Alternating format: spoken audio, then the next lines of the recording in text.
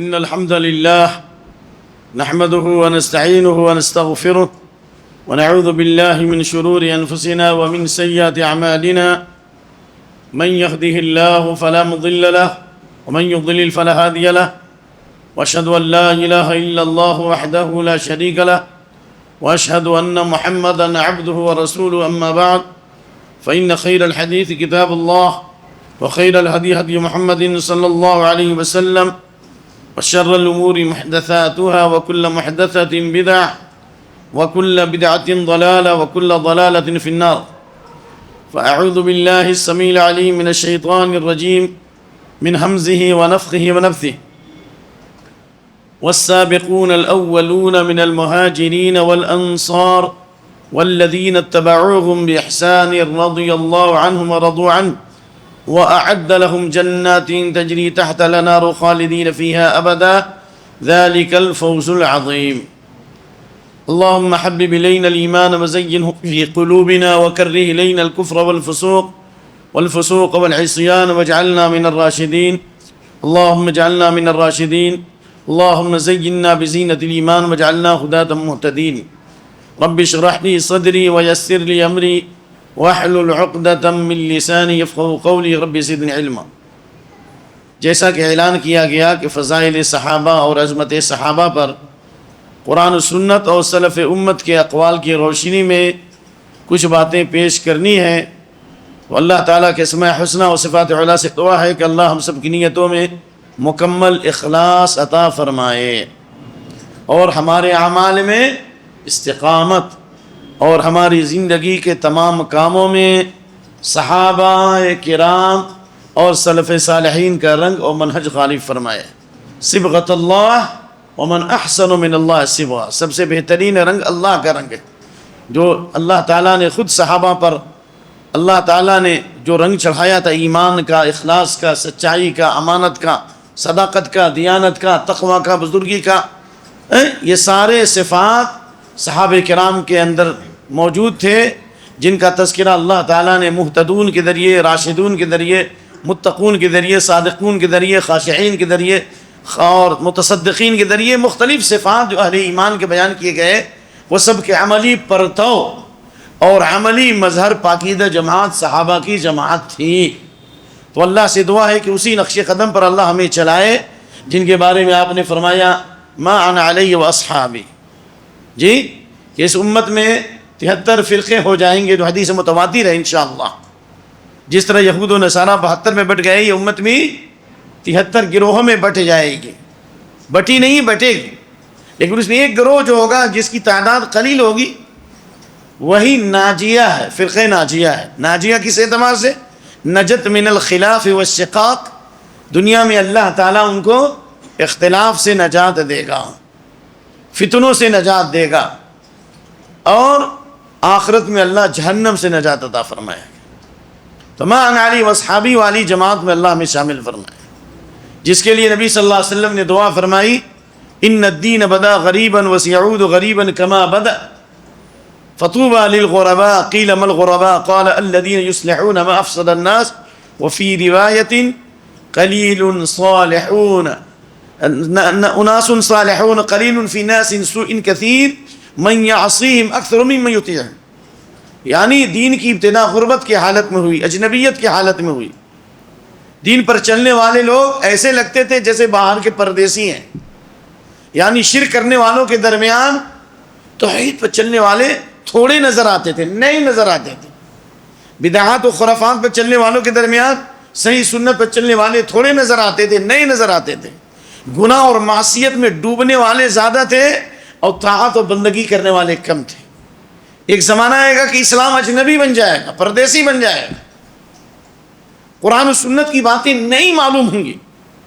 بلکہ اس موضوع پر جو بات قابل فخر اور قابل احترام علماء کے محاضرات سنیں، اور اس کی PDF بھی انشاءاللہ مل سکتی ہے، جس میں لکھا کہ آخری زمانے میں دین اجنبی پردیسی کس طرح بن جائے گا کہ کتاب و سنت پر چلنے والے اس طرح حقیر اور ذلیل سمجھے جائیں گے، صحابہ کے منہج پر چلنے والے اس طرح ذلیل سمجھے جائیں گے جس طرح مرے ہوئے گدھے کی حیثیت ہوتی ہے۔ یہ سلف سے قول مروی ہے، صحابہ سے بسند صحیح، جیسے مرا ہوا گدھا ہے تکرا، ایک تو مرا ہوا جانور اور وہ بھی گدھا، جس طرح مرے ہوئے گدھے کی جو حیثیت ہے اس سے بھی زیادہ لوگ اہل حق کو حقیر اور ذلیل سمجھیں گے. لیکن میں نے موضوع سے پہلے ہی اس کو شروع کر دیا کیونکہ آپ کے بھائی نے ایسی بات کہی کہ میں نے سوچا کہ اس کی وضاحت کی جائے. لیکن آپ نے کیا فرمایا؟ آپ کو سمجھاتا ہوں آپ کو، آپ اپنے مقام کو پہچانیے. آپ ہیرو ہیں، آپ زیرو نہیں ہیں، آپ بہت سپر ہیں، آپ اوپر ہیں انشاءاللہ. اب اس موضوع کو سمجھیے. فطوبى للغرباء، آپ نے کہا ان غرباء کے لیے بشارت، جسے صحابہ کے لیے بشارت ہے لا یمس النار من رآنی، جس نے مجھے ایمان کی حالت میں دیکھ لیا اس کو جہنم کی آگ نہیں چھو سکتی. صحیح مسلم کی حدیث ہے لا تزالون فیکم لا تزالون بخیر ما دام فیکم من رآنی وصاحبنی. حدیث ثابت ہے، اب تو ماشاءاللہ سنتے رہتے ہیں. ہمیشہ خیر اور بھلائی کے ساتھ رہو گے، ہمیشہ خیر اور بھلائی کے ساتھ رہو گے جب تک تمہارے اندر وہ لوگ ہیں جنہوں نے مجھے دیکھا اور میری صحبت اختیار کی، میری ہمنشینی اختیار کی، میری مجلس میں بیٹھے، ایمان سے ان کا دل منور رہا. تم ہمیشہ خیر میں رہو گے. یعنی صحابہ جب تک رہیں گے اللہ تعالیٰ بڑی بڑی مصیبتوں سے محفوظ فرمائے گا. جس طرح آپ نے ان کے لیے بشارت دی اسی طرح آپ کے لیے بھی بشارت، آپ کے لیے بھی سعادت، آپ کے لیے بھی خوشخبری. کیا؟ فطوبى للغرباء، غربا کے لیے جو حق پہ چلیں گے لیکن وہ کمزور سمجھے جائیں گے، مستضعفون ہوں گے، وہ ان کی باتیں نہیں معلوم ہوں گی. جب کوئی سنت کی دعوت دے گا لوگ کہیں گے اس نے دین کو بدل دیا ہے. عبداللہ بن مسعود کی روایت دارمی کے مقدمے میں کیف انتم اذا لبستکم فتنہ یربو فیہا الصغیر ویفنی فیہا الکبیر وتتخذ السنہ فاذا غیرت قالوا غیرت السنہ متى قیل متى ذلك یا ابا عبد الرحمن قال اذا کثر قراؤکم وقل فقهاؤکم وکثر امراؤکم اللہ اکبر وقل امناؤکم والتمست الدنیا بعمل الآخرہ وفی روایہ وتفقہ لقید الدین. یہ زمانہ آنے والا ہے، ہم ان زمانوں سے گزر رہے ہیں. نہ معلوم کہ اس کے بعد جو حالات خراب ہوں گے ان میں ہمارا امتحان ہوگا تو ہم ایمان پر ثابت قدم رہیں گے یا نہیں رہیں گے. تیاری کرنا ہے، آپ کو پہلے سے تیاری کرنا ہے، ایمانی قوت پیدا کرنی ہے، اذکار کی پابندی کرنی ہے، جماعت کی پابندی کرنی ہے. وہی ہمارا ہتھیار ہے دعاؤں کا، اخلاص کا، تقوی کا، توکل کا، انابت کا، تضرع کا، انکساری کا. جی تو کہا کہ کیا حال ہوگا جب تم فتنوں کے لباس میں پہن جاؤ گے یا فتنوں کے لباس میں گر جاؤ گے.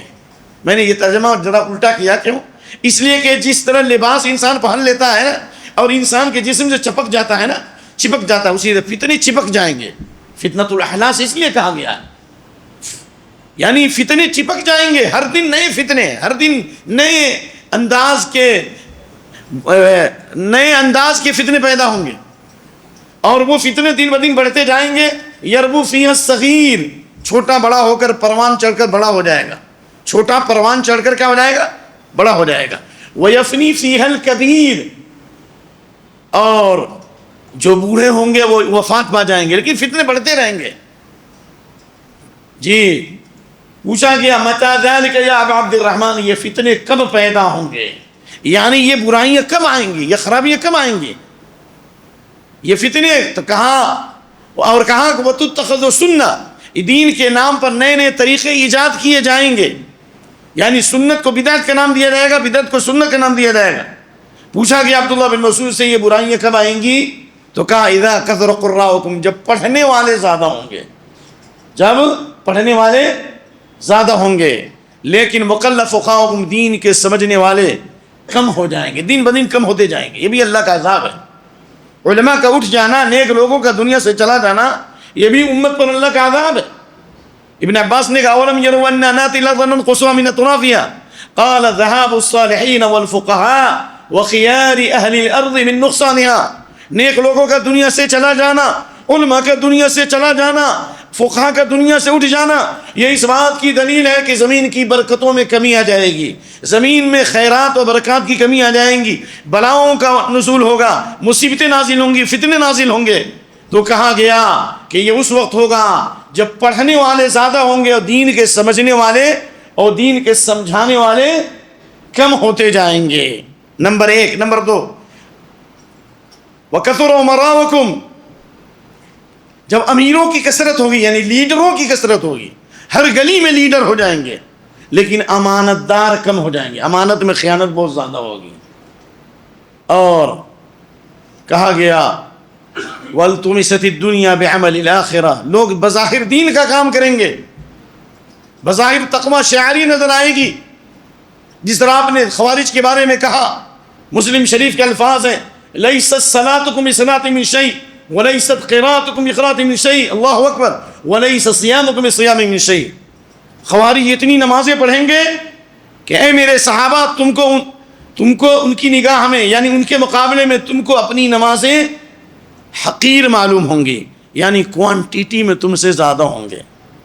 قرآن اتنا پڑھیں گے اور ایسی آواز میں پڑھیں گے کہ تم کو اپنی قرات حقیر معلوم ہوگی، کچھ بھی نہیں نظر آئے گی، اور تم سے زیادہ عبادت کریں گے، ریاضت کریں گے، قرآن اور قرات اور روزے بھی تم سے زیادہ رکھیں گے، تم کو ان کے روزے کچھ بھی معلوم نہیں ہوں گے، ہمیشہ روزے۔ لیکن کیا ہوگا مسئلہ؟ قاری تو ہوں گے لیکن فقیہ نہیں ہوں گے، پڑھنے والے تو ہوں گے لیکن سمجھنے والے نہیں ہوں گے، کیونکہ اللہ کے نبی کی حدیث صلی اللہ علیہ وسلم ان اخوف ما اخاف على امتی کل منافق علیم اللسان، سب سے زیادہ مجھے ڈر اور خوف ہے اپنی امت پر ہر اس منافق سے جو زبان و بیان کا ماہر ہوگا، زبان بڑی اچھی ہوگی، مٹھاس ہوگی، بولنے کا اسٹائل ہوگا، انداز ہوگا، لیکن سمجھدار نہیں ہوں گے۔ اکثر منافقی امتی قراءها، اکثر منافقی امتی قراءها، میری امت کے اکثر منافق قاری ہوں گے، پڑھنے والے ہوں گے، سمجھنے والے نہیں ہوں گے۔ تو خلاصہ کلام یہ ہے کہ اللہ کے نبی صلی اللہ علیہ وسلم نے ان لوگوں کے لیے جو دین کو پڑھیں گے، ایک سمجھیں گے، عمل کریں گے، دعوت دیں گے، جو صحابہ کا شعار تھا، جو صحابہ کی پہچان تھی، جو صحابہ کا امتیازی وصف تھا کہ صحابہ علم میں بھی آگے تھے اور ایمان کے اعتبار سے بھی مضبوط تھے، اور علم اور عمل کے سانچے میں ڈھل کر لوگوں کو دعوت دیتے تھے۔ دعوت تو ہم بھی دیتے ہیں، لیکن صحابہ جس طرح زبان سے دعوت دیتے تھے، صحابہ کی دعوت چہرے سے بھی ہوتی تھی۔ سیماہم فی وجوہہم من اثر السجود، صحابہ کی دعوت ان کے کردار سے بھی ہوتی تھی، ان کے معاملات سے بھی ہوتی تھی، ان کے اخلاق سے بھی ہوتی تھی۔ تو اس لیے اللہ رب العالمین نے جو صحابہ کی جو صفتیں بیان فرمائی ہیں ان میں کہ الا الذین آمنوا، ایمان کے اعتبار سے بھی مضبوط ہوں گے اور ایمان بھی ان کا پختہ ہوگا، تقوی شعاری والا ایمان، شرک و بدعت سے بالکل پاک ہوں گے، وعملوا الصالحات، اخلاص کے ساتھ عمل کریں گے اور سنت کی حد درجہ پیروی کریں گے، وتواصوا بالحق، اور حق بات کی دعوت دیں گے، حق بات کی نصیحت کریں گے، صبر بھی کریں گے، صبر کی تلقین کریں گے۔ یہ صحابہ کا امتیازی وصف تھا، یہ صحابہ کی زندگی کی بنیادی باتیں ہیں۔ کیوں امام طبری نے روایت نہیں کیا؟ بسند صحیح كان اثنان من اصحاب رسول الله صلی اللہ علیہ وسلم اذا التقيا لم يفترقا حتى يقرأ احدهما على الاخر سورة العصر وخاصة التواصي بالحق والتواصي بالصبر۔ یہ صحابہ کے مناقب ہیں، یہ فضائل ہیں، یہ خصائل ہیں، یہ ان کی کوالٹیز ہیں، یہ ان کے صفات ہیں، یہ ان کا امتیازی وصف ہے کہ جب دو صحابی آپس میں ملتے تھے تو اس وقت تک جدا نہیں ہوتے جب تک ایک صحابی دوسرے صحابی کے سامنے سورہ عصر کی تلاوت نہ کرے، اور سورہ عصر کی تلاوت کی روشنی میں یہ جائزہ لیتے تھے کہ ہم نے کتنا ایمان بڑھایا، کتنے ہم نے علم میں اپنے آپ کو آگے بڑھایا۔ صحابہ ہر دن علم حاصل کرتے، ہر وقت علم حاصل کرتے تھے۔ آپ پڑھیے باب التناوب فی العلم، باری باری سے۔ اگر ایک صحابی اگر کاروبار میں جاتے تھے تو ان کے دوسرے پارٹنر جو ہے نبی صلی اللہ علیہ وسلم کی حدیثیں سنتے تھے، وہ کاروبار کا حساب دیتا تھا اور یہ صبح سے شام تک حدیث رسول سنایا کرتے تھے۔ یہ کیفیت کب آئی ہے ہمارے اندر؟ بھائی حدیثیں تو بہت سنائی جا سکتی ہیں، دلائل بہت دیے جا سکتے ہیں، لیکن مسئلہ یہ ہے کہ ہم اس منہج پر آئیں کیسے، اور ہم محاسبہ کیسے کریں جس طرح صحابہ کرتے تھے۔ کتنے لوگ ہیں جنہوں نے آج سورہ عصر پہ عمل کیا ہے؟ صحابہ کرام خاص طور سے والتواصی بالحق والتواصی بالصبر پر محاسبہ کرتے تھے کہ ہم نے کتنے لوگوں کو دعوت دی، کتنے لوگوں تک پہنچایا، اور کتنے لوگوں تک ہم نے دین کی سچائی کو واضح کیا۔ صبر بھی کرتے تھے، صبر کی تلقین بھی کرتے تھے۔ خلاصہ کلام یہ ہے کہ اللہ کے نبی نے صحابہ کے منہج پر چلنے والے ما انا علیہ واصحابی اور الذین یصلحون ما افسد الناس، جو لوگوں کے فساد کو دور کریں گے، یہ نہیں کہ سیاست کریں گے، ہے سیاست کا ذکر، حکومت کی باغ دوڑ کو سنبھالیں گے، پوری دنیا میں حکومت الہیہ کا نعرہ لگائیں گے، یہ نہیں ہے۔ الذین یصلحون ما افسد الناس کا معنی یہ نہیں ہے کہ وہ جلوس و مظاہرات کریں گے، بلکہ فساد کو دور کریں گے، اور سب سے بڑا فساد شرک ہے، اور سب سے عظیم دوا جو ہے توحید ہے، یعنی توحید کی دعوت دیں گے، شرک سے روکیں گے، سنت سے جوڑیں گے، بدعات سے روکیں گے۔ یہ صفت ان لوگوں کی ہے جو آخری زمانے میں صحابہ کے منہج پر ہوں گے۔ آپ نے فرمایا ان کے لیے خوشخبری ہے۔ خوشخبری کا کیا معنی ہے؟ آئیے ذرا مختصر۔ نمبر 1، طوبہ ایک درخت ہے جنت میں، یسیر الراکب فی ظلھا 100 عام۔ اے صحابہ کے منہج پر چلنے والوں، صحابہ کے منہج کو اختیار کرنے والوں، مایوس مت ہو۔ اللہ کرے کہ مجھے علامہ البانی کا وہ قول یاد آ جائے، اور بھول جائیں تو یاد ضرور دلائیے گا، میں حوالے کے ساتھ بولوں گا۔ علامہ البانی نے کیا کہا؟ سبحان اللہ، بہت بہترین قول ہے۔ تو آپ نے فرمایا فطوبیٰ للغرباء، ان غرباء کے لیے خوشخبری اور بشارت ہے، یعنی جنت کی بشارت ہے۔ ایک۔ نمبر 2، طوبہ کے معنی طیبہ، جس طرح اللہ پاک ہے، پاک عمل کو قبول کرتا ہے، تو اللہ پاک لوگوں کو پسند کرتا ہے۔ الطیبون للطیبات، پاک عورتیں پاک مردوں کے لیے، اور پاک مرد پاک عورتوں کے لیے۔ الخبیثات للخبیثین والخبیثون للخبیثات، ناپاک مرد ناپاک عورتوں کے لیے، ناپاک عورتیں ناپاک مردوں کے لیے، ہے نا؟ تو اللہ تعالیٰ کا یہ فرمان طیبات، اور نبی کا فرمان فطوبیٰ للغرباء، یعنی ان کے اللہ ان کو پاک اور صاف رکھے گا، اللہ ان کی توحید کو پاک رکھے گا، ان کے عقیدے کو پاک رکھے گا، ان کی زندگی کو پاک رکھے گا، اور اللہ ان کو ناپاک لوگوں سے دور رکھے گا۔ نمبر 2۔ نمبر 3، اگر صحابہ کے منہج پر چلیں گے، نہ ہمارے بھائی اعلان کرتے، نہ میں جو بات میں کہنی تھی وہ پہلے بول دیا، اگر صحابہ کے منہج پر چلیں گے، صحابہ سے محبت کریں گے، تو اللہ تعالیٰ مع آلہ و صحابہ کی تحت فتنوں سے نجات دے گا، موت کی سختیوں سے نجات دے گا، قیامت کی ہولناکی سے نجات دے گا، اور موت کے وقت فرشتے آپ کو سلام کریں گے انشاءاللہ۔ اللہ ہمیں اس پر قائم فرما۔ دلیل الفطوبیٰ للغرباء، اور یہاں الذین تتوفاہم الملائکۃ الطیبین، جن کا عقیدہ پاک ہے۔ اچھا، یہ بات آپ لوگ کتنے لوگ ہیں جو زاد المعاد پڑھے ہیں؟ سیرت کے موضوع پر بہت اچھی کتاب ہے۔ آپ کیسے کھاتے تھے، کیسے پیتے تھے، امام ابن قیم نے زاد المعاد کا آغاز ہی یہیں سے کیا ہے، بہترین بحث کی ہے۔ اس میں یہ بات بھی ہے کہ طیبون، جن کا عقیدہ پاک ہے، ایک، جن کا عمل پاک ہے، دو، جو گندے ماحول سے دور رہتے ہیں، تین، جو گندی مجلسوں سے دور رہتے ہیں، چار، اور سب سے اہم توحید کے بعد جن کی روزی پاک ہے، سود والی روزی نہیں ہے، حلال روزی ہے۔ تو کیا ہوگا؟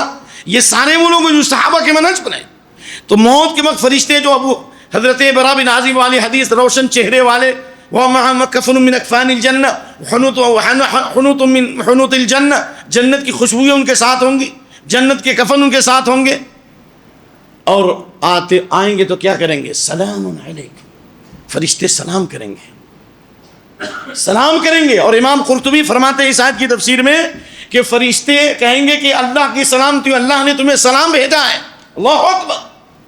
کیونکہ آپ دنیا میں بھی نماز پڑھتے ہیں تو کہتے ہیں اللہم انت السلام ومنک السلام تبارکت یا ذا الجلال والاکرام۔ کم سے کم سلام پھیرنے کے بعد امام ابن تیمیہ فرماتے ہیں کہ اتنا پڑھے بغیر اگر کوئی اٹھتا ہے تو سنت کا تاریک ہے۔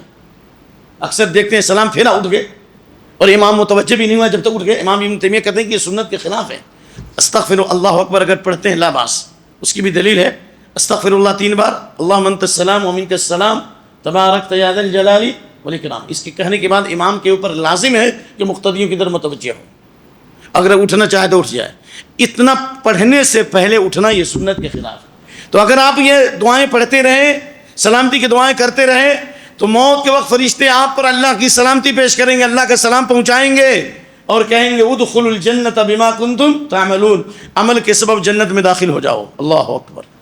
یعنی عقیدہ اگر صحیح ہے تو عمل بعد میں۔ طیبین میں عقیدے کی صحت ہے، اور تعملون میں منہج کی سلامتی ہے۔ عقیدے اور منہج دونوں کی سلامتی ہوگی تو موت کے وقت فرشتے آپ کو سلام کریں گے۔ لہذا یہ بہت بڑی سعادت ہے کہ صحابہ کے منہج پہ رہیں گے انشاءاللہ، تو موت کے وقت فرشتے سلام کریں گے، جنت کی بشارت دیں گے، اور باپ دادا لکڑ دادا تکڑ دادا چھکڑ دادا بیٹا پوتا پر پوتا لکڑ پوتا تکڑ پوتا شکڑ پوتا سب کے ساتھ جنت میں جائیں گے۔ دلیل ہے، دلیل ہے، جنات عدن یدخلونها ومن صلح من آبائهم وأزواجهم وذرياتهم، اس کے بعد والملائکۃ يدخلون علیہم من کل باب سلام علیکم بما صبرتم فنعم عقبی الدار۔ باپ دادا لکڑ دادا بیٹے پوتے پر پوتے اور ان کی بیویاں سب جنت میں جائیں گے۔ جنت میں جانے سے پہلے ہی اللہ ملا دے گا، بلکہ ایسے دلائل ہیں الحمدللہ حدیث میں کہ موت کے بعد ہی اللہ نیک لوگوں کی روحوں کو آپس میں ملاتا ہے، وہ ایک الگ موضوع ہے روحوں کی دنیا۔ تو جنت میں جانے سے پہلے تمام لوگوں سے اللہ ملائے گا، اور جنت میں جائیں گے تو فرشتے سلامتی پیش کریں گے نمبر 1، اور سورہ زمر میں سلام علیکم طبتم، یہ اصل دلیل ہے۔ اصل اس کے لیے میں نے آپ لوگوں کو اتنا گھمایا، سلام علیکم طبتم، سلامتی آپ طبتم کنتم متطیبین، کنتم طیبین، یعنی آپ پاک تھے، یعنی آپ کا عقیدہ پاک تھا، آپ کا عمل پاک تھا، آپ کا منہج پاک تھا، آپ صحیح راستے پر تھے، اس لیے اللہ تعالیٰ کی یہ سلامتی آپ پہ ہو رہی ہے۔ سمجھ میں آ گئی بات نا؟ تو خلاصہ کلام یہ ہوا کہ اللہ رب العالمین نے نبی صلی اللہ علیہ وسلم کے بعد سب سے افضل ترین جماعت جس کا انتخاب کیا روئے زمین پر، وہ جماعت خیر البریہ ہے، کائنات کے کریم ہے، کریم ان الذین آمنوا وعملوا الصالحات اولئک هم خیر البریہ۔ اس میں 2 قرأت ہے، ایک تو وہی جو آپ لوگ پڑھتے ہیں بریہ مخلوق کے معنی، اور ایک بریہ، دونوں قرأت صحیح ہے، قرأت متواترہ ہے، یعنی کائنات کی سب سے افضل ترین مخلوق ہے۔ اللہ نے ان کے لیے جنت کی جزا رکھی ہے، رضی اللہ عنہ رضوا عنہ کی سند دی ہے، اور اللہ نے صحابہ کو سند دی ہے ذالک لمن خشی ربہ، اللہ سے سب سے زیادہ ڈرنے والے۔ اس لیے یہ حدیث اللہ کے نبی صلی اللہ علیہ وسلم کی، ان اللہ اختار اصحابی، اللہ اکبر، ان اللہ اختار اصحابی علی العالمین سوى النبیین والمرسلین، اللہ نے نبیوں اور رسولوں کے بعد کائنات میں سب سے افضل ترین جماعت من حیث الجماعہ، اگر کسی جماعت کو چنا ہے، سلیکٹ کیا ہے، تو وہ صحابہ کی جماعت۔ جس طرح ہر نبی معصوم عن الخطا ہوتے ہیں، ہر صحابی معصوم عن الخطا نہیں ہو سکتے، لیکن جس طرح انبیاء معصوم عن الخطا ہیں، ہر نبی معصوم عن الخطا ہے نبوت کے معاملے میں، صحابہ من حیث الجماعہ، پورے صحابہ کبھی بھی گمراہی پر جمع، پورے صحابہ گمراہی پر جمع نہیں ہو سکتے، یاد ہے۔ اس لیے حضرت عبداللہ بن مسعود کا یہ قول رضی اللہ عنہ، ان اللہ نظر الى قلوب العباد بعد قلب محمد صلی اللہ علیہ وسلم فوجد قلوب اصحابه خیر قلوب العباد فاصطفاهم فجعلهم وزراء نبيه يقاتلون على دينه فما رآه المسلمون حسنا فهو عند الله حسن۔ اللہ نے نبی صلی اللہ علیہ وسلم کے بعد تمام مخلوقات کے دلوں میں جھانکا، تمام مخلوقات کے دلوں میں دیکھا، تو صحابہ کرام کے دل سب سے پاک تھے، سب سے صاف تھے، سب سے زیادہ نکھرے ہوئے تھے، اس لیے اللہ نے صحابہ کو ہدایت عطا فرمائی۔ اللہ چاہتا تھا یہودیوں کو بھی ہدایت دیتا نا، یہود کس کی اولاد تھے؟ انبیاء کی اولاد تھے۔ من و سلمہ کس پر نازل ہوا؟ یہودیوں پر۔ کن کی نگاہوں کے سامنے فرعون اور اس کی فوج کو اللہ نے ہلاک کر دیا؟ یہودیوں کے سامنے۔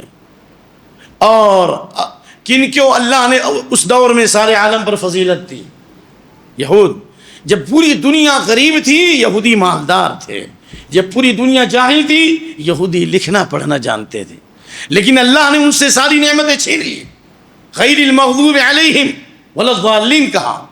جب جب سورہ فاتحہ پڑھی جائے گی یہودیوں پر اللہ کا غضب نازل ہوگا، جب جب سورہ فاتحہ پڑھی جائے گی تب تک نصارہ کی گمراہی پر بددعا کی مہر لگے گی، نہیں لگے گی۔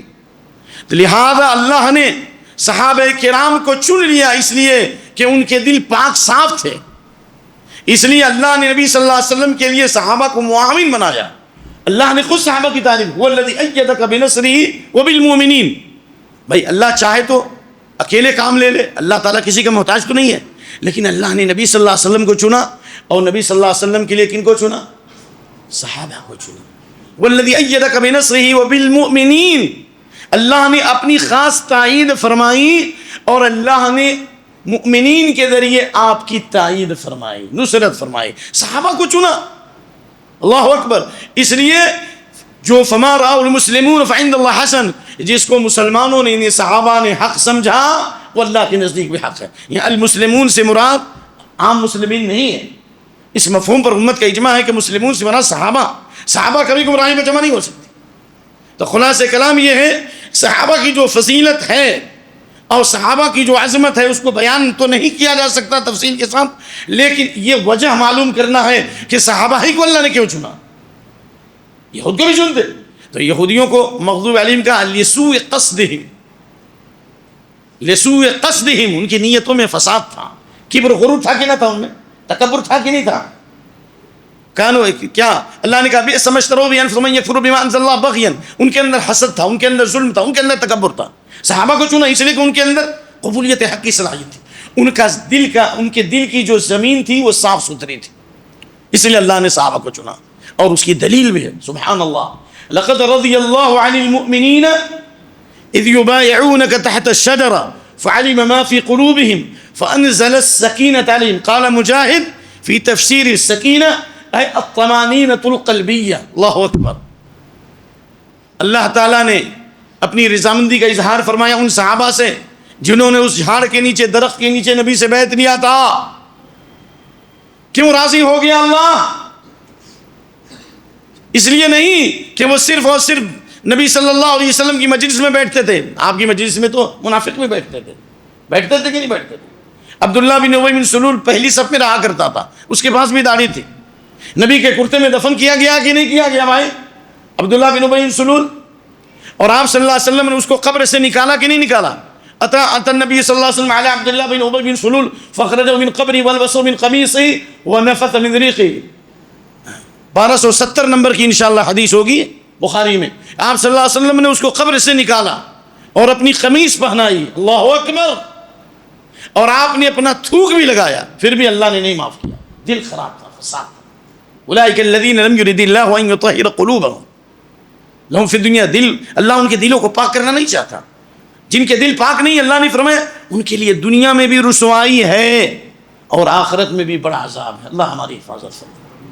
تو صحابہ کو اللہ نے جو چنا فعلم ما فی قلوبہم. اللہ اکبر. دلوں کی سچائی کو اللہ نے دیکھا.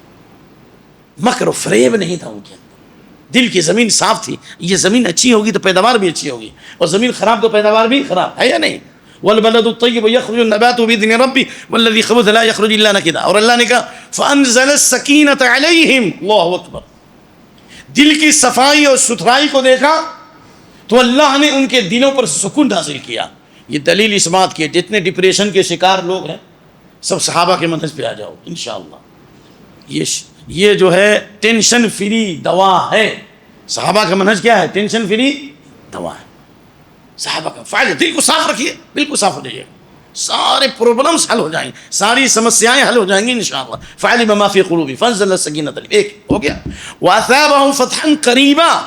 صحابہ کرام بیت رضوان میں باختلاف روایت 1400 تھے نا بھائی، 1400 یا 1500، یہ دو روایت ہے نا، ٹھیک ہے نا.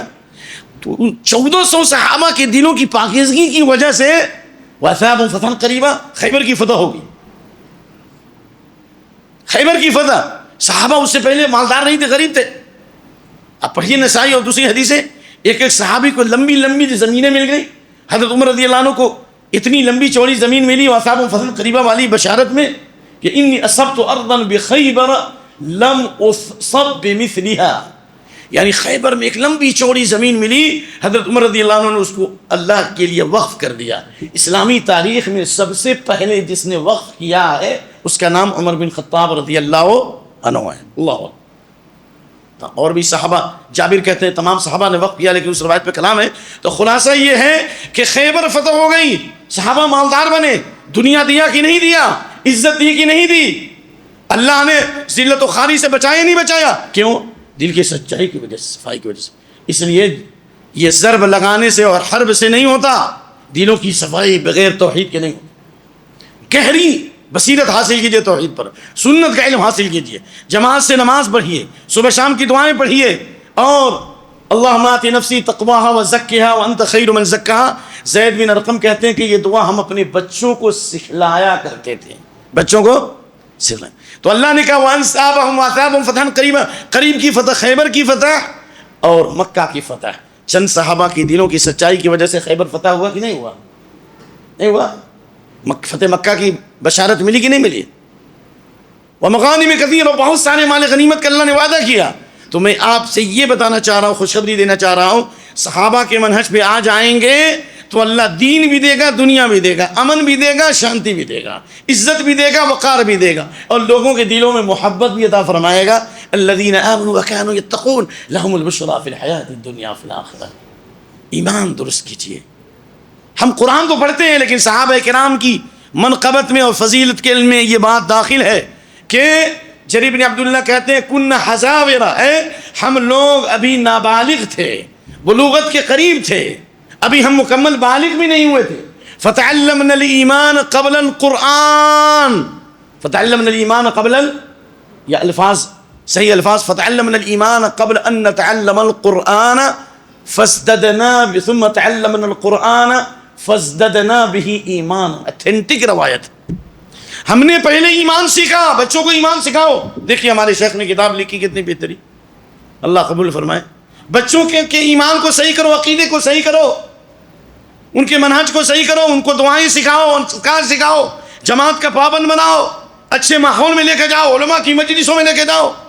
حضرت امام احمد بن حنبل جو ہے اپنے بیٹے کو لے کر کے، حضرت امام ابو داؤد اپنے بیٹے عبداللہ کو لے کر امام احمد کے درس میں جایا کرتے تھے. اور امام احمد کے بارے میں یہ مشہور تھا کہ جو نابالغ بچے ہوتے تھے ان کو نکال دیتے تھے. معافی چاہتا ہوں یہ واقعہ ضمناً آ گیا. تو ایک دفعہ امام ابو داؤد نے وہ ریڈی میڈ داڑھی لی، میں نے بڑے مشائخ سے سنا ہے، اور اپنے بچے کے یہ میں لگا دیا تاکہ امام احمد بن حنبل کا درس سنے. اللہ اکبر. امام احمد بن حنبل امام فی الحدیث، امام فی الفقہ، امام فی الزہد، یعنی 7 فن کے امام تھے. جو جتنا بڑا مومن ہوگا، جتنا بڑا پرہیزگار ہوگا، اللہ ان کو بصیرت بھی زیادہ دیتا ہے. وہ پہچان لیا انہوں نے، بہت ناراض ہوا. تو سلف کس طرح بچوں کی تربیت کرتے تھے، ہم کیوں نہیں اپنے بچوں کو ایمانیات سکھاتے؟ تو خلاصہ کلام یہ ہوا کہ کہتے ہیں کہ ہم نے پہلے ایمان سیکھا، اس کے بعد قرآن سیکھا، تو ہمارے ایمان میں زیادتی ہوئی. اور بعد والے کہ تم قرآن پہلے سیکھتے ہو اور ایمان بعد میں سیکھتے ہو، اس لیے تم کو فائدہ نہیں ہوتا. تو صحیح عقیدے کے ساتھ قرآن سکھایا جائے تو انشاءاللہ فائدہ زیادہ ہوگا. آج قاری زیادہ ہو رہے ہیں اور فقیہ کم ہو رہے ہیں. جو حدیث ہے انی اخاف علیکم 6 چیزوں کا خوف ہے، ان میں سے امارت السفہاء، بیوقوف لوگ تم پر امیر ہو جائیں گے، وکثرت الشرط، پولیس کی کثرت ہوگی، اس کا ظلم بڑھ جائے گا، وسفک الدماء، خون بہایا جائے گا، وبیع الحکم، اور حکم کو بیچا جائے گا، پیسہ لے کر فیصلہ کرایا جائے گا، ویتخذون الناس القرآن المزامیر، اور لوگ قرآن کو میوزک اور گانے کی طرح پڑھیں گے. ونشون یتخذون القرآن مزامیر ما یقدمونہ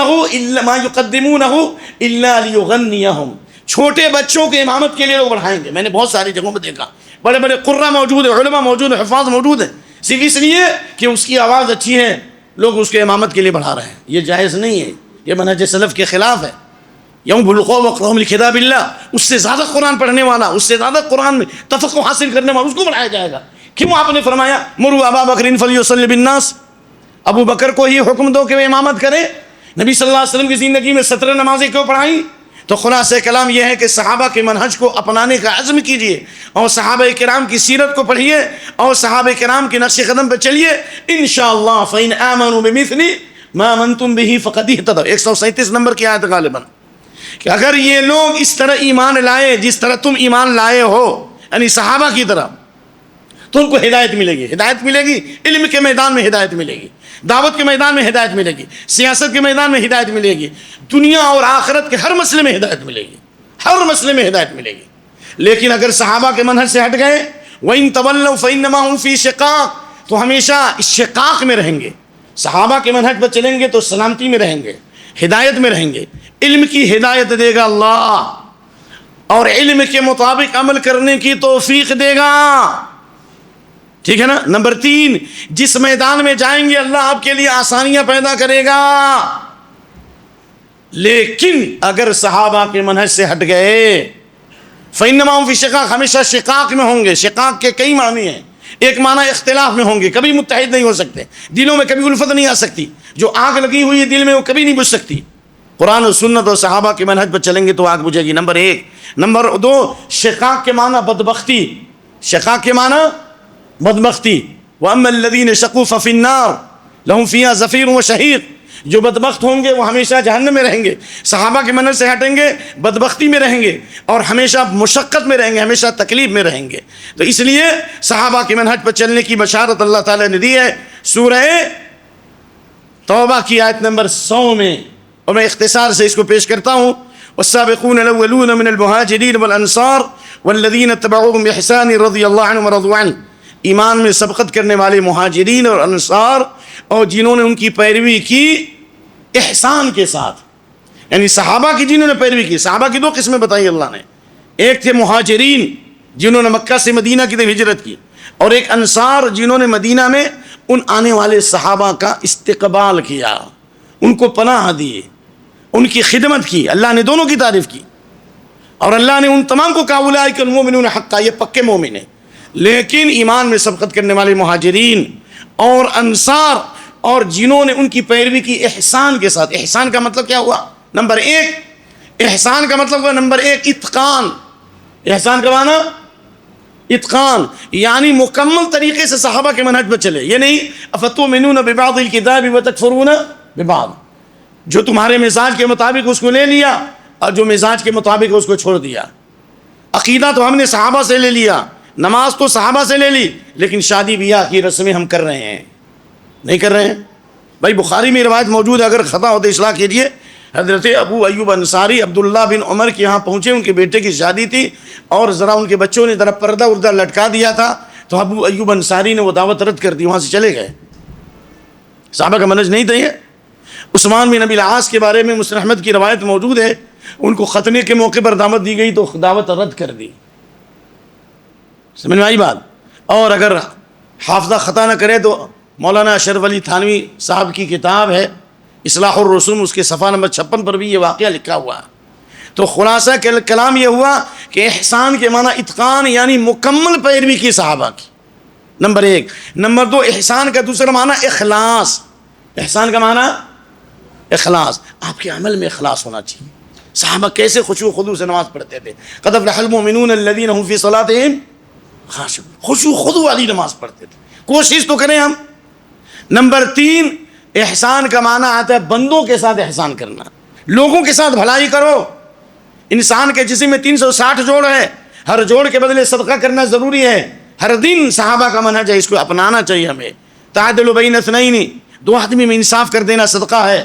ایک آدمی سواری پہ سوار ہو رہا ہے، اس کو بیٹھا دیا، کسی کا سامان اٹھا کے ڈال دیا، اچھی بات بتایا، راستے سے گندگی کو دور کیا، کیچڑ کو دور کیا، یہ سب صحابہ کا منہج ہے۔ میں نے سعودیوں کے ساتھ ایک لمبا وقفہ گزرا، آپ نے ہمارا تعارف صحیح نہیں کرایا۔ ہم نے سعودیہ میں بعد میں زندگی گزاری، ہم نے فراغت کے بعد احمدیہ سلفیہ دربھنگہ میں بھی خدمت انجام دی ہے، ہم نے جامعہ ابن تیمیہ میں بھی خدمت انجام دی ہے، اور ہم نے ڈاکٹر ذاکر نائک کے یہاں بھی حاضری دی ہے، لیکن وہاں پہ قبول میں منظور نہ کر سکا۔ گلبرگہ میں لمبا وقفہ گزارا ہے، اور آخری جو مرحلہ گزرا ہے وہ ریاض میں 15 سال۔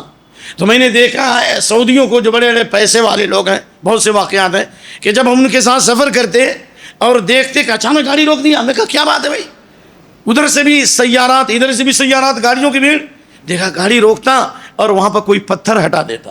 واللہ العظیم کہہ رہا ہوں، اوراق جو ہوتے تھے، پیپرز وغیرہ جو ہوتے تھے، اوراق محترمہ، وہ اوراق محترمہ کو اٹھا کر کے گاڑی میں رکھتا، کیونکہ اس میں اللہ کی بات، رسول اللہ صلی اللہ علیہ وسلم کی بات ہے، اور جا کر کے جو مخصوص جگہ اس کو رکھنے کی جگہ وہاں پہ رکھتا تھا۔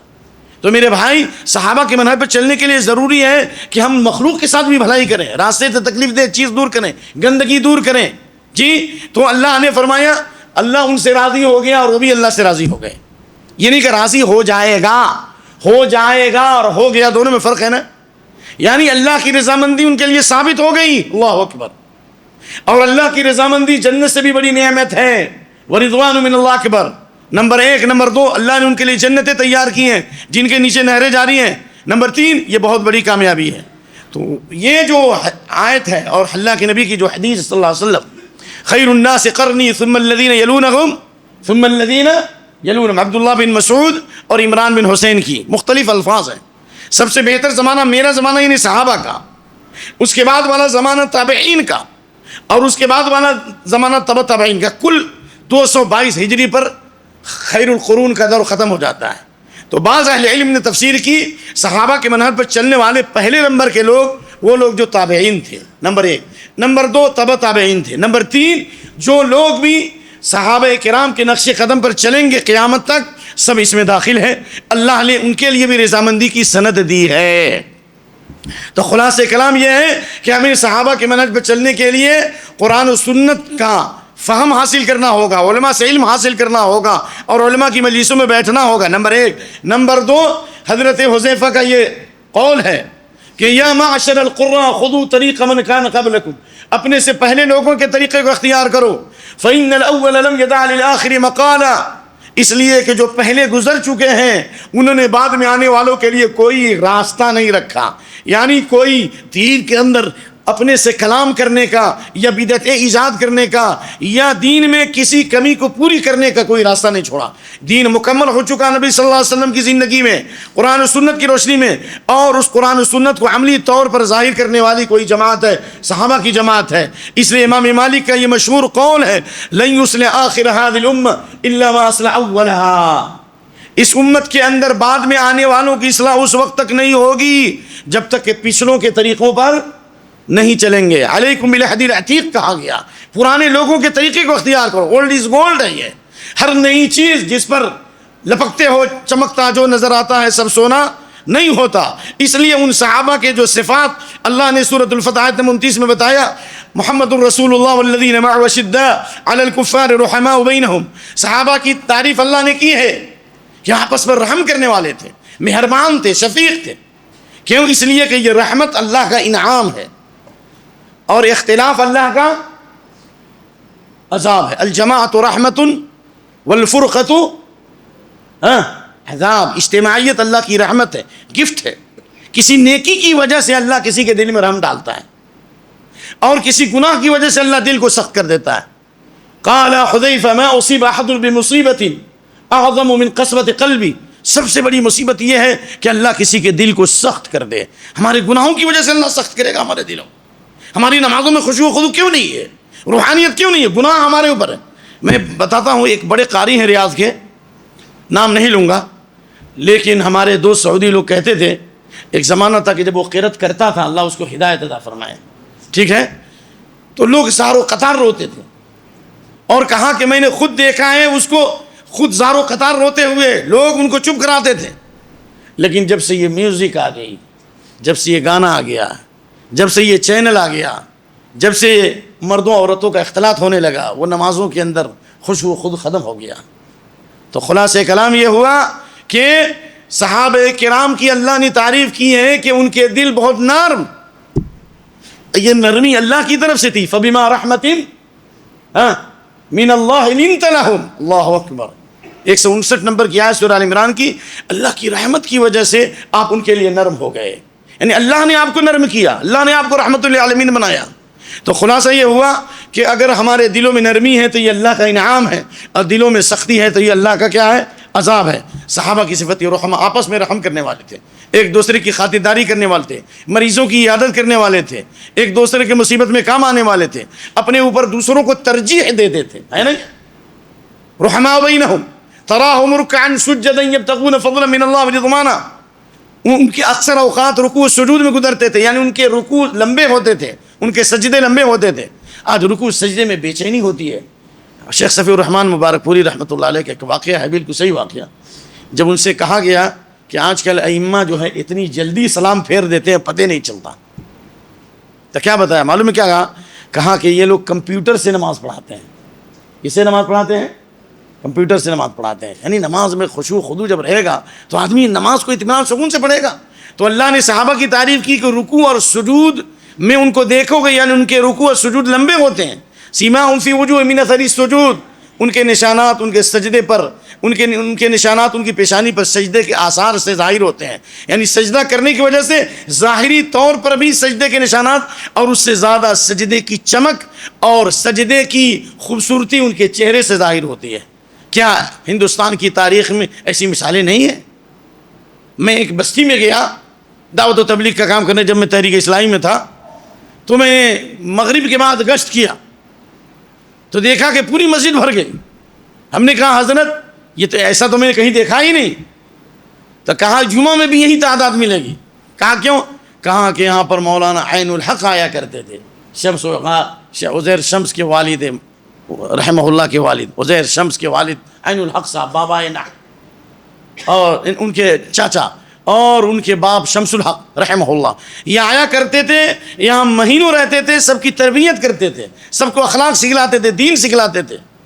تو ہمارے اسلاف کے اندر بھی صحابہ کرام کی خصلتیں اور ان کی خوبیاں تھیں جو ہم نے چھوڑ دیا ہے. اس کی وجہ سے ہمارے اندر یہ اضطراب اور بے چینی ہے. تو لہذا صحابہ کرام کی اللہ تعالیٰ نے تعریف فرمائی ہے، اور اللہ نے صحابہ کرام کی تعریف کی ہے کہ یبتغون فضلا من اللہ ورضوانا، اللہ کے فضل کو تلاشتے ہیں. یعنی فضل سے مراد علم بھی اور فضل سے مراد مال بھی.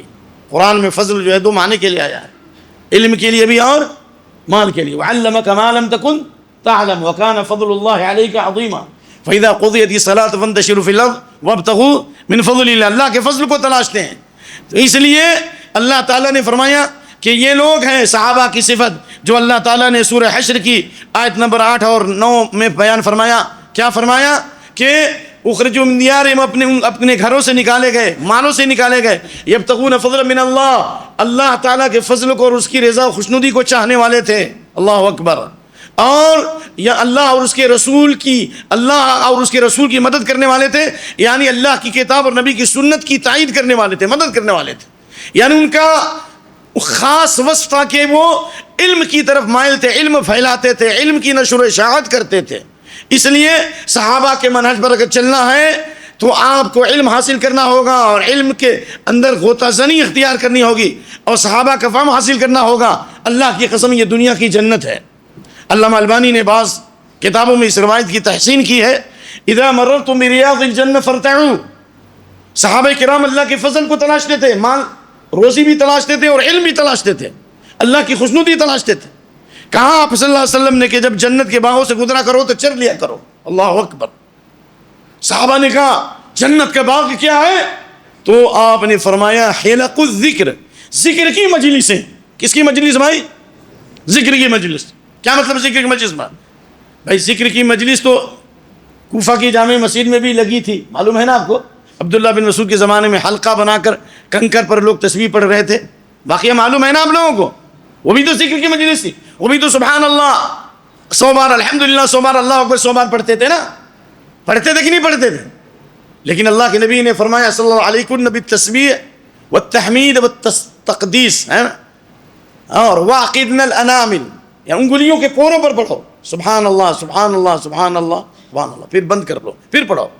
اور آپ نے فرمایا یہ انگل فإنهن مسئولات مستنطقات، ان انگلیوں کے پوروں سے سوال کیا جائے گا اور ان سے بلوایا جائے گا. لیکن وہاں پر جو بات میں بتا رہا ہوں کہ صحابہ کرام سے متعلق، ابھی میں جو بات بیان کر رہا تھا کون سی روایت تھی؟ ابھی اس سے پہلے ابھی جو میں حدیث پڑھ رہا تھا جی، ہاں ریاض الجنہ، جنت کے باغوں سے گزرا کرو تو چر لیا کرو. یاد دلایا کیجیے. اللہم انی اعوذ بک من زوج تشیبنی قبل المشیب. تو آپ سے پوچھا گیا کہ یہ ذکر یعنی جنت کا باغ کیا ہے، تو آپ نے فرمایا حلق الذکر کی مجلسیں. ذکر کی مجلس سے مراد عبداللہ بن عباس کے شاگرد عطا بن ابی رباح کہتے ہیں مجالس الحلال والحرام، حلال و حرام کی مجلسیں، جہاں توحید بتایا جائے، جہاں شرک سے روکا جائے، جہاں سنت کا درس دیا جائے، بدعات سے نفرت پیدا کی جائے، جہاں حلال و حرام کے مسائل بیان کیے جائیں. یہ جنت کا باغ ہے. اللہ اکبر. تو خلاصہ کلام یہ ہوا کہ صحابہ کی فضیلتوں میں سے اہم ترین فضیلت یہ ہے کہ صحابہ کرام دین کو سب سے آگے رکھتے تھے اور دنیا کو اس کے پیچھے رکھتے تھے. دین انجن ہوتا تھا، دنیا اس کے کیا ہوتے؟ بوگی ہوتے تھے. لیکن ہم نے دین کو آگے کر دیا، اس لیے کہا صلاح اول هذه الامه بالزهد والیقین. صلاح اول هذه الامه بالزهد والیقین. اس امت کے شروع والے لوگ کی جو درستگی تھی، ان میں کامیابی تھی، اسی دنیا سے بے رغبت تھے، یقین تھا ان کے اندر. لیکن وَيُهْلَكُ آخِرُهَا بِالْبُخْلِ وَالْأَمَلِ. لیکن آخری زمانے کے لوگ ہلاک ہو جائیں گے بخالت کی وجہ سے، کنجوسی کی وجہ سے، ٹھیک ہے نا؟ تو لہذا اس حدیث کو بھی یاد ہے، اذا عظمت امتی الدنیا نزعت منها ہیبۃ الاسلام، جب میری امت دنیا کی پرستش کرنے لگے گی، دولت پیسے کو آگے کرے گی، اسلام کی ہیبت اس کے دل سے نکل جائے گی۔ اس لیے صحابہ کرام دین کو آگے کرتے تھے، ہم دنیا کو آگے کرتے ہیں۔ اور اللہ نے کہا یعلمون ظاہرا من الحیات الدنیا وهم عن الآخرۃ هم غافلون، یہ لوگ دنیا کی ظاہری چیزوں کو جانتے ہیں، آخرت سے غافل ہیں۔ آخرت کا علم دوسرے نمبر پر، دنیا کا علم پہلے نمبر پر، ٹھیک ہے؟ اس لیے اللہ کے نبی کی حدیث صحیحہ حدیث نمبر 195، ان اللہ یبغض کل عالم بالدنیا جاہل بالآخرہ، اللہ اور اس عالم سے بغض رکھتا ہے جو دنیا کے امور کو خوب جانتا ہے اور آخرت سے غافل ہے۔ تو اگر ہم دنیا کا علم پہلے حاصل کریں اور دین کا علم بعد میں، اللہ ہم سے بغض رکھے گا۔ دین کا علم پہلے حاصل کریں اور دنیا کا علم اس کے بعد، تو اللہ تعالیٰ دنیا کا علم بھی آسان کر دے گا۔ یہ دروس کو بھی میں سامنے اس لیے ذکر کرتا ہوں، صحابہ کرام کو دنیا ملی کہ نہیں ملی؟ صحابہ کرام نے ٹیکنالوجی میں ترقی کی کہ نہیں کی؟ تمدن میں ترقی کی کہ نہیں کی؟ اگر آپ اجازت دیں تو میں یہ روایت بھی پیش کر دوں۔ حضرت زید بن ثابت رضی اللہ عنہ ان صحابہ میں تھے جو حلال و حرام کے بڑے عالم، میراث کے بڑے عالم، قرآن کے بڑے قاری تھے۔ یہ روایت ابو داؤد میں موجود ہے۔ کس میں موجود ہے؟ کہ خارجہ بن زید بن ثابت کو، یعنی اپنے بھتیجے کو نبی کے پاس لائے اور کہا کہ اسے قرآن یاد ہے، اب اپنی خدمت کے لیے رکھ لیجئے۔ کہا کہ حل معک من القرآن، کیا قرآن یاد ہے؟ کہا نعم، فلاں فلاں صورت یاد ہے، سنا سکتا ہوں۔ پھر آپ نے کیا فرمایا؟ دیکھیے، قرآن پر محنت کرو، ایمان پہلے درست کرو، اس کے بعد قرآن صحیح کرو۔ ایمان اور قرآن کے بعد دنیا کے سارے علوم سرل ہو جاتے ہیں، ایزی ہو جاتے ہیں، آسان ہو جاتے ہیں۔ کیسے؟ یہ سنیے، یہ صحابہ کا منہج ہے، یہ صحابہ کی فضیلت میں داخل ہے۔ میں سناؤں حدیث؟ آپ نے فرمایا، غور سے سنیے، میں نے کئی بار اس روایت کے بارے میں دیکھا، کئی بار تحقیق کی، کہیں ایسا نہ ہو کسی نے ضعیف کہا ہو۔ اکثر علماء اس کو حسن کہتے ہیں۔ کہا آپ نے کہا تعلم لی کتاب یہود، اے دنیا کی تعلیم حاصل کرنے والوں، سائنس اور ٹیکنالوجی میں بڑھنے والوں، اللہ خوب ترقی دے آپ کو، ضرورت ہے اس وقت، لیکن پہلے قرآن و سنت کو سامنے رکھو، قرآن و سنت کا مطالعہ کرو، صحابہ کی سیرت کا مطالعہ کرو، اللہ تعالیٰ آپ کے لیے آسان کر دے گا، اللہ آپ کے لیے مخرج بنا دے گا۔ ومن یتق اللہ یجعل له مخرجا من ضیق الدنیا والآخرہ والکرب عند الموت وہوان یوم القیامہ، یہ تفسیر ہے۔ قرآن و سنت کا علم سامنے رکھو، اللہ دنیا کی تنگیوں سے بچائے گا، ایک موت کی سختی سے بچائے گا، دو قیامت کی ہولناکی سے بچائے گا۔ یہ میں نہیں کہتا، امام ابن کثیر کہتے ہیں۔ چنانچہ کہتے ہیں کہ اللہ کے نبی نے فرمایا صلی اللہ علیہ وآلہ وسلم، تعلم لی کتاب یہود، یہودیوں کی زبان سیکھو، یعنی عبرانی زبان توریت کی، اور انجیل کی زبان سریانی، ایک قول کے مطابق کہتے ہیں۔ اور بھی کئی روایات اس بارے میں۔ قال فما مرت علی 15 یوما حتی حذقتها، 15 دن آنے سے پہلے میں ان کی زبان کا ماہر ہو گیا، واللہ العظیم۔ یہ کس کی برکت تھی؟ قرآن کی برکت تھی۔ میں کئی لوگوں کو جانتا ہوں جنہوں نے قرآن پڑھ لیا، دہلی یونیورسٹی میں، پٹنہ یونیورسٹی میں، JNU یونیورسٹی میں، ہر جگہ ہیڈ آف ڈپارٹمنٹ ہے، ان کا کوئی ثانی نہیں اس میدان میں۔ بہت سے لوگوں کو جانتا ہوں جو میرے پڑھائے ہوئے، اللہ ریا سے بچائے، جو ہائی کورٹ میں، سپریم کورٹ میں ماشاءاللہ ابھی بڑے عہدے پر حامل ہیں۔ قرآن سنت کی برکت ہے، عزت عظیم ہے۔ عقیدہ صحیح کرو، منہج صحیح کرو، صحابہ کا فہم اختیار کرو۔ وَلِلَّهِ الْعِزَّةُ وَلِرَسُولِهِ وَلِلْمُؤْمِنِينَ، عزت اللہ کے لیے، رسول کے لیے اور ایمان والوں کے لیے۔ چلیے میں تھوڑا سا 5-10 منٹ میں اور 5-10 منٹ اور وقت لینا چاہتا ہوں، گنجائش ہے؟ چلیے حدیث جو اصل موضوع ہے، ورنہ تو آپ لوگ کہیں گے ادھر ادھر دوڑا رہا ہے، تو کچھ موضوع سے متعلق بات ہو جائے۔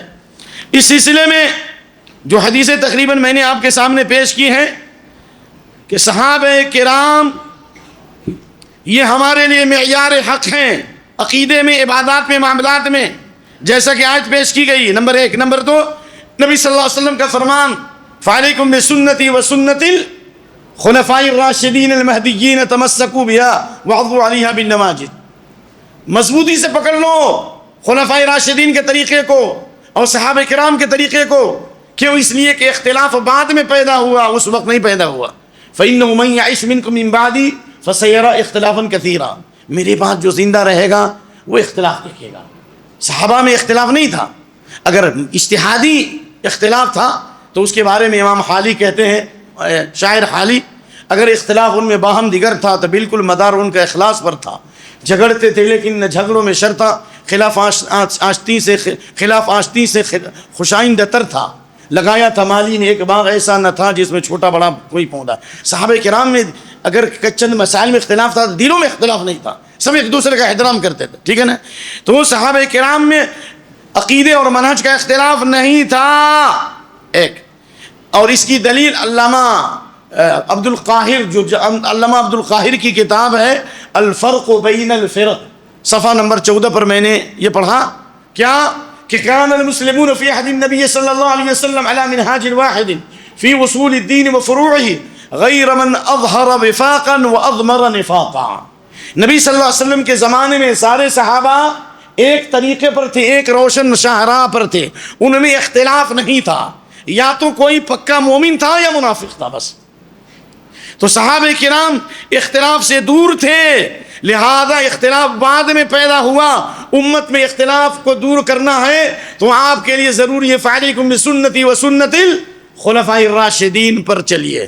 لیکن میں نے بر صغیر کے ایک بڑے عالم کو, جن کو دنیا کی زبان میں بڑا داعی کہتے ہیں, میں نے سنا اور میں نے اس کلپ کا جواب بھی دیا. بہت پہلے کی بات ہے کہ آج دنیا ترقی کر چکی ہے, خلفاء راشدین سے آپ کو دلیل نہیں ملے گی. نعوذ باللہ من ذالک.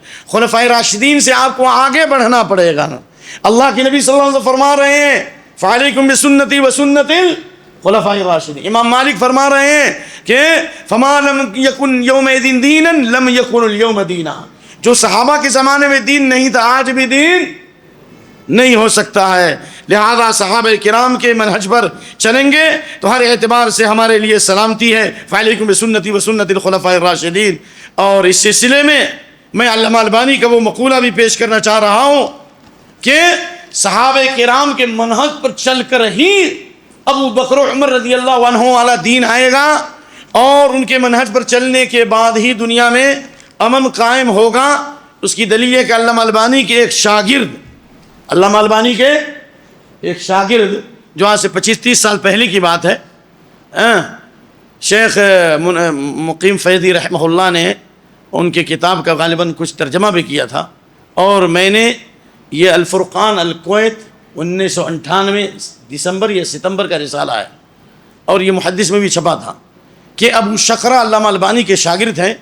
اسرائیل کی جیل میں ڈالے گئے, جیل کی سلاخوں میں ڈالے گئے, اور ان کو جیل کی سلاخوں سے نکال کر گفتگو کے میز پر بیٹھایا گیا اور کہا کہ ہم آپ کا استقبال کرتے ہیں, ہم آپ کی تاج پوشی کرتے ہیں. ہم اب الفاظ پڑھ کے سنائیں گے انشاءاللہ. اگر آپ یہ دعوت سلفی دعوت چھوڑ دو. کہا بأي دعوة تريد إلا الدعوة السلفية فإن هذه هي الدعوة التي ستعيد الناس ما كان عليه أبو بكر وعمر لن نسمح لكم بهذا. جو کام بھی دنیا میں کرنا چاہتے ہو نا, ہم آپ کے ساتھ ہیں, ہم آپ کو گلے لگائیں گے, ہم آپ کا کوپریٹ کریں گے, ہم آپ کی تائید کریں گے, ہم آپ کے ساتھ چلیں گے, لیکن سب کرو لیکن سلفی دعوت مت دو. کیوں؟ اس لیے کہ یہ وہ سلفی دعوت وہ دعوت ہے کہ دنیا کے سارے لوگ ابو بکر و عمر کے دین پہ آ جائیں گے رضی اللہ عنہ. جب ابو بکر و عمر کے دین پر آئیں گے پوری دنیا میں امن قائم ہوگا, شانتی آئے گی, سلامتی آئے گی, تو پھر ہماری چودراہٹ کیا ہو جائے گی, ختم ہو جائے گی. ہماری سرداری کیا ہو جائے گی, ختم ہو جائے گی. علامہ البانی نے اس کے بعد اس کے اوپر تعلیق چڑھائی اور کہا ایھا السلفیون ابشروا وارتقبوا, خوش ہو جاؤ اور انتظار کرو, اگر اسی منہج پر قائم رہو گے اللہ تعالیٰ تمہاری ضرور مدد کرے گا, نصرت فرمائے گا. اور اس کی دلیل یہ ہے کہ اللہ کے نبی صلی اللہ علیہ وسلم کی حدیث لا تزال طائفة من امتی ظاہرین الحق, میری امت میں ایک جماعت ہمیشہ حق پر قائم رہے گی جو دنیا والے ان کی مخالفت کر کے ان کو رسوا نہیں کر سکتے ہیں. شیخ صالح فوزان کے درس میں تھا, کہتے ہیں کہ اس بات کی دلیل ہے کہ جب حق پر رہو گے تمہاری مخالفت ہوگی, نمبر 1. نمبر 2, وہ مخالفتیں کامیاب نہیں ہوں گی. نمبر 3, یہ سلفی دعوت پھیلتی رہے گی.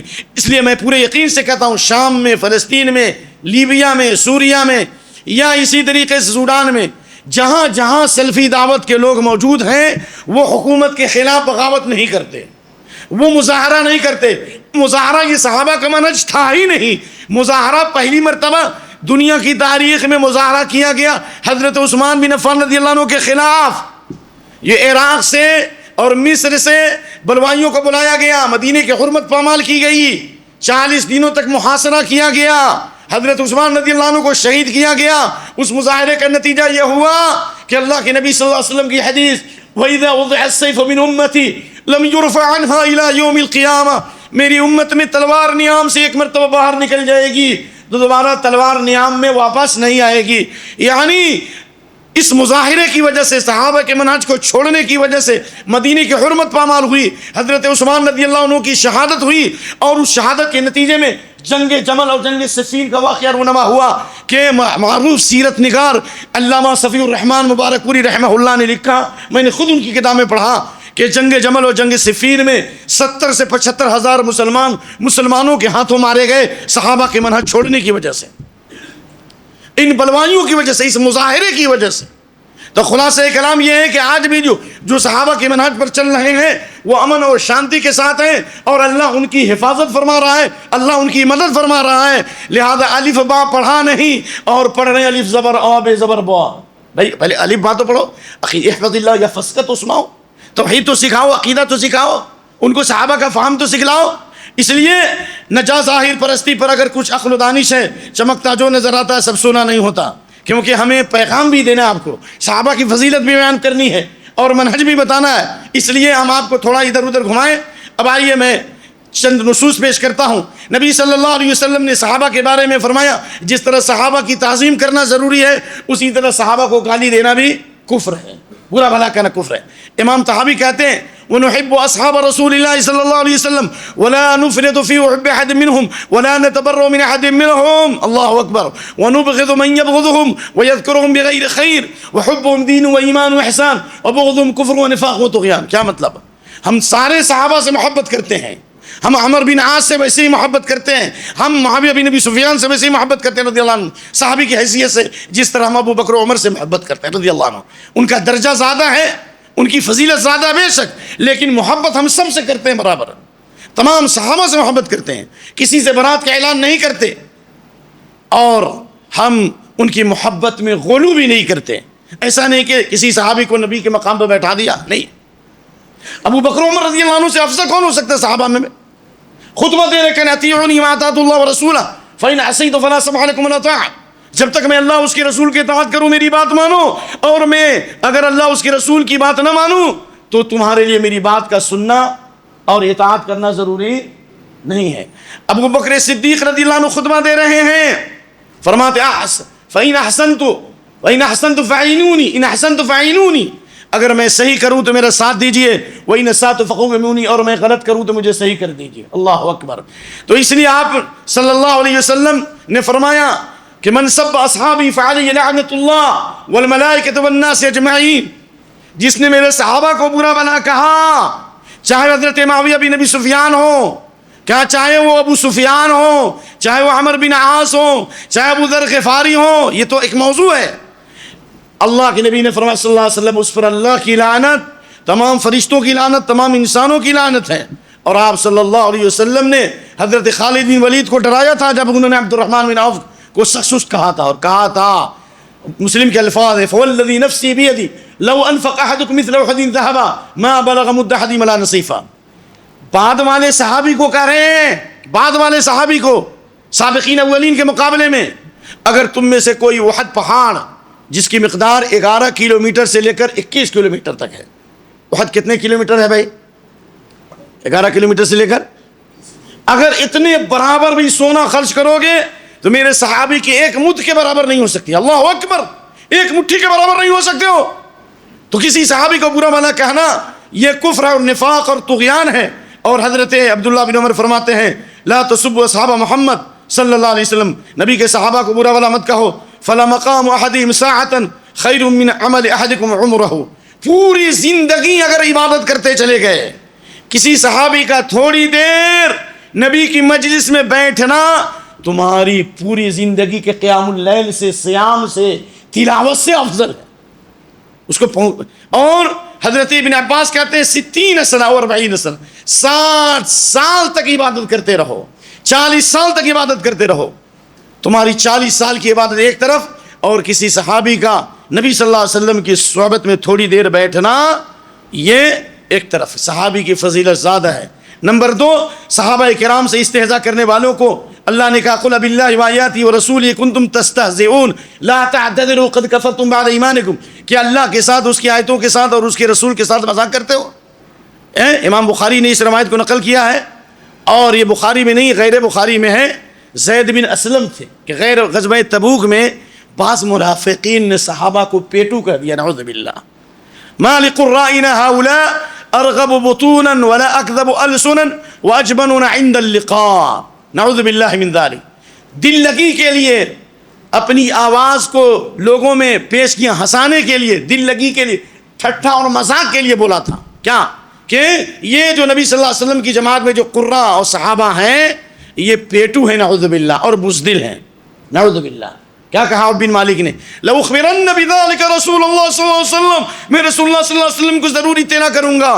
آئے وقد سبقہ الْوَحْيُ وَتَنْكُبُهُ الْحِجَارَةُ، اس سے پہلے وحی آ چکی تھی، اور یہ جس نے یہ بات کہی تھی وہ نبی صلی اللہ علیہ وسلم کی سواری کے لگام کو تھامے ہوا تھا، اور کہا انما كنا نخوض ونلعب، ہم دل لگی کے لیے بات کہے، ہنسنے کے لیے بات کہے. تو آپ کیا پڑھتے تھے؟ لا تعتذروا قد کفرتم بعد ایمانکم، عذر و بہانہ مت پیش کرو، ایمان کے بعد تم کافر ہو گئے، ایمان کے بعد تم کیا ہو گئے؟ کافر ہو گئے، نعوذ باللہ من ذلک. اسی طریقے سے امام احمد بن حنبل رحمۃ اللہ علیہ نے اپنی کتاب فضائل الصحابہ میں ابو رجاء عطاردی سے نقل کیا کہ ایک وہ شخص جس نے حضرت حسین کے بارے میں کہا، سننے آپ لوگ، حضرت حسین کو کہا فاسق ابن فاسق. کیا کہا؟ فاسق، فاسق کے بیٹا فاسق. تو کیا ہوا؟ فرماہ اللہ، اللہ نے اس کو رسوا و ذلیل کیا، اور اس کی آنکھوں میں 2 میخیں اللہ نے ڈال دی، اس کی آنکھ میں کیل گڑ گئی، اور وَطَمَسَ بَصَرَهُ، اور اللہ نے اس کی آنکھوں سے بصارت چھین لی. من عادى لي وليا فقد آذنته بالحرب، جو میرے ولی سے دشمنی رکھتا ہے میں اس کے خلاف جنگ کا اعلان کرتا ہوں، اللہ اپنے لشکروں کو اس پر مسلط کر دے گا. نمبر 1. نمبر 2، امام ابن عبد البر نے استیعاب میں جلد نمبر 1 صفحہ نمبر 397 میں لکھا عبید اللہ بن زیاد یہ حضرت حسین رضی اللہ عنہ کے قاتلوں میں تھے. یہ بھی 68 ہجری میں اسی عاشورہ کے دن مارا گیا، اور جس طرح حضرت حسین کا سر نکالا گیا اسی طریقے کاٹا گیا، اسی طریقے سے اس کا سر بھی کاٹا گیا اور کاٹ کر مختار ثقفی کے پاس پہنچایا گیا. نمبر 3، جس نے ابو ہریرہ سے ساتھ مذاق کی رضی اللہ عنہ، ابو ہریرہ رضی اللہ عنہ کے ساتھ مذاق کی اور ابو ہریرہ رضی اللہ عنہ کی حدیث کا مذاق اڑایا، حدیث مسرات جس کے ذکر کرنے کا یہ موقع نہیں ہے. ابو ہریرہ کی حدیث، کیونکہ بعض اصول ہے، کتاب اصول الشاسی میں لکھا، میں نے خود پڑھا ہے، میں نے حناف کی کتابیں بھی پڑھی ہیں، سلفی کتابیں بھی پڑھی ہیں، دونوں مکتب فکر سے علم حاصل کیا ہے. تو اس میں لکھا ہوا ہے جو غیر فقیہ صحابہ جیسے ابو ہریرہ، انس بن مالک، ابو موسیٰ اشعری، اگر ان کی حدیث ہے، واللہ میں ابھی دکھلا سکتا ہوں، اگر اصول الشاسی لاؤں میں بھی دکھلا سکتا ہوں، اگر ان کی حدیثیں عقل کے قیاس کے خلاف ہو تو قیاس کو مقدم کریں گے اور ان کی حدیث کو کیا کریں گے؟ چھوڑ دیں گے. تو ابو ہریرہ رضی اللہ عنہ کی حدیث جو مسرات جب بتائی گئی تو ایک شخص نے کہا کہ ہم ابو ہریرہ کی حدیث کو قبول نہیں کریں گے. ابھی اس کی یہ بات مکمل بھی نہیں ہوئی تھی کہ چھت کے اوپر سے ایک بہت بڑا اژدہا نکلا. کیا نکلا؟ اژدہا نکلا چھت کے اوپر سے، یہاں تک کہ وہ بھاگا، لوگ بھاگتے چلے گئے. یہ بھی اللہ تعالیٰ کبھی کبھی اپنی نشانیاں دکھلاتا ہے.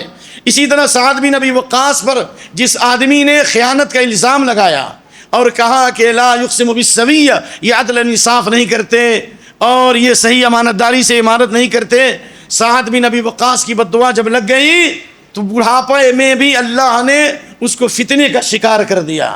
اللہم عرضہ، اللہم اطل عمرہ واطل فقرہ وعرضہ للفتن، اے اللہ اس کی محتاجی کو بڑھا دے اور اللہ اس کو عمر لمبی کر دے. اگر نافرمانی کے ساتھ عمر لمبی ہو تو یہ اللہ کا عذاب ہے. سب سے افضل لوگ کون ہیں؟ من اطال عمرہ من طال عمرہ وحسن عملہ، جس کی عمر لمبی ہو تو نیکی بھی زیادہ ہو. اور لوگوں میں بدترین کون ہے؟ حدیث ثابت ہے من طال عمرہ وساء عملہ، عمر لمبی ہے تو گناہ بھی زیادہ ہے. تو اللہ نے کہا اس کو لمبی عمر کر دے اور وعرضه للفتن، اور فتنوں کا شکار کر دے. چنانچہ عورتوں کے فتنے کا وہ شکار ہو گیا. سعید بن زید، سعید وسعد وابن عوف وطلحة وعامر فہر وزبیر الممدح. سعید بن زید بھی عشر مبشرہ میں، جس سعد بن ابی وقاص عشر مبشرہ میں ہے. آپ لوگ بھی سن لیجئے. بعض لوگ دوسروں کی زمینوں پہ قبضہ کر رہے ہیں. ہم نے اس دن بھی کہا تھا کہ 10 آدمی اگر ہمیں مل جائیں تو انشاءاللہ ہم ظلم کو دور کرنے میں ایک اہم کردار ادا کریں گے. ایک آدمی کہ 10 بار ایک زمین کو بیچتا ہے، لوگوں کی زمینوں پہ قبضہ کرتا ہے، لوگوں سے پیسے لے کر کے ان کو نہیں لوٹاتا. یہ سن لیجیے سعید بن زید والا واقعہ، بددعا لگ جائے گی. سعید بن زید پر جب ایک اروا نامی عورت نے الزام لگایا کہ انہوں نے میری زمین لے لی ہے مروان بن حکم کے پاس، تو حضرت سعید بن زید نے کہا میں کیسے لے سکتا ہوں جبکہ میں نے خود اللہ کے نبی صلی اللہ علیہ وسلم سے حدیث سنی ہے، من اخذ شبرا من الارض طوقه يوم القیامت الى 7 ارضین. جو ایک بالش زمین کسی کی ناجائز طریقے سے قبضہ کرے گا، 7 طبق زمین توق بنا کر اللہ اس کے گردن میں ڈال دے گا. اور اس کے بعد میں اپنی یہ آخری بات ہے، اس کے بعد سعید بن زید نے بددعا کی، اللہم ان كانت كاذبہ فعم بصرها واقتلها في دارها. قال فما ماتت حتى ذهب بصرها وتلتمس الجدران وتقول أصابتني دعوة سعيد إذ وقعت في حفرة فماتت فيها. اللہ اکبر. مسلم شریف میں 2 حدیثیں اس بارے میں. کہا کہ اللہ اگر یہ جھوٹی ہے، ریا و سما کے لیے اس نے مجھے بدنام کیا، تو اے اللہ اس کی آنکھوں کی روشنی سلب کر لے، اور اللہ اس کے گھر کو اس کی موت کا کنواں بنا دے. اس کی روشنی چلی گئی اور چلتی تھی دیواروں کو چھوتے ہوئے کہتی تھی اصابتنی دعوت سعید، سعید کی بددعا لگ گئی مجھے. اچانک ایک کنویں میں گر گئی اور اسی میں گر کر کے مر گئی. شاید اس کی لاش بھی نہ نکلے ہو، اللہ عالم. تو خلاصہ کلام یہ ہے کہ صحابہ پر تبرہ بازی کرنے والوں کو اللہ دنیا ہی میں سزا دیتا ہے. اللہ ان کے چہروں کی رونقوں کو چھین لیتا ہے. وہ دنیا بھی روتے ہیں اور قیامت کے دن روئیں گے. اور اللہ نے ان کو رسوا کر دیا اور اللہ نے ان سے امن و سکون چھین لیا ہے اور اللہ نے ان سے رونق ختم کر دی ہے. لہذا جو لوگ بھی صحابہ سے نفرت کرتے ہیں انہیں توبہ اور استغفار کرنا چاہیے اور صحابہ کی شان میں گستاخی نہیں کرنا چاہیے. نمبر 1 صحابہ کی سیرت کا مطالعہ کیجئے اور اس سلسلے میں مختلف کتابیں موجود ہیں اور علماء کی مجلسوں میں شامل ہوئیے. نمبر 3 اس سلسلے میں جو اعتراضات صحابہ کی شان میں کیے جاتے ہیں ان کا ہمیں مدلل طریقے سے جواب دینا چاہیے. اور نمبر 3 ہمیں دعا کرنا چاہیے جو دعا اللہ نے بتائی ہے، والذین جاءوا من بعدهم يقولون ربنا اغفر لنا ولإخواننا الذين سبقونا بالإيمان ولا تجعل في قلوبنا غلا للذين آمنوا ربنا إنك رؤوف رحيم. اے ہمارے رب ہماری مغفرت فرما، ہم سے پہلے ایمان والوں کی مغفرت فرما. ہم سے پہلے ایمان والے کون تھے؟ صحابہ کی، ان کے لیے مغفرت کی دعا. اس لیے امام ابن تیمیہ نے عقیدۃ الواسطیہ میں لکھا ومن اصول اہل السنت والجماعہ سلامت قلوبہم لاصحاب رسول اللہ. اہل سنت والجماعت کے اصول میں یہ بات داخل ہے کہ ان کے دل صحابہ کی طرف سے بالکل صاف ہوتے ہیں. اور نواب صدیق خان حسن خان کی کتاب قطف الثمر فی بیان عقیدۃ اہل البصر من اصول اہل السنت والجماعت سلامت قلوبہم لاصحاب الایمان، دونوں بات ہے. اہل سنت والجماعت کے اصول میں یہ بات داخل ہے جس طرح صحابہ کی طرف سے ہمارے دل صاف ہوں اسی طرح تمام ایمان والوں کی طرف سے ہمارے دل صاف ہوں. جس دل میں کینہ ہو سینہ نہیں اچھا. آپ نے حضرت انس سے کہا تھا صبح و شام اس حال میں ہو تمہارے دل میں کسی کی طرف سے ذرہ برابر کینہ نہ ہو. یہ میری سنت ہے، جس نے میری سنت سے محبت کی اس نے مجھ سے محبت کی، اور جس نے مجھ سے محبت کی وہ میرے ساتھ کہاں ہوگا؟ کہاں ہوگا بھائی؟ جنت میں ہوگا. جب صحابہ کے منہج پر رہیں گے، دل صاف رکھیں گے، نبی کے ساتھ رفاقت نصیب ہوگی. اس سے بڑی سعادت اور کیا ہو سکتی ہے؟ اس لیے ربنا اغفر لنا، اللہ ہماری مغفرت فرما، ولاخواننا الذین سبقونا بالایمان، ہم سے پہلے ایمان والوں کی مغفرت فرما، ولا تجعل فی قلوبنا، اور ہمارے دل میں ایمان والوں کی طرف سے ذرہ برابر کینہ اور بغض نہ دے. انک رؤوف الرحیم، اللہ بے شک تو بہت بڑا مہربان اور نہایت رحم کرنے والا ہے. اور خاص طور سے اس دور میں ایک دعا ہے جو ہمارے شیخ مقصود احمد فیضی اکثر بتاتے ہیں کہ لوگوں کو یہ دعا یاد کرایا کرو، لوگوں کو پڑھایا کرو، سکھایا کرو. تو اس دعا کی بھی ضرورت ہے. آپ نے شداد بن اوس سے کہا اذا رأيت الناس يقتنزون الذهب والفضة فاقتنز هؤلاء الكلمات. میں نے بڑے بڑے مجمع میں کہا لیکن کسی کو یاد نہیں تھی، اور بہت کم لوگ ہیں جنہوں نے یہ دعا یاد کر کے سنایا ہے. ہم نے سنا بھی الحمدللہ. جبیل دعوت سینٹر اور دوسری جگہوں پر دعا میں نے سنا ہے, پروگرام میں سنا ہے الحمدللہ.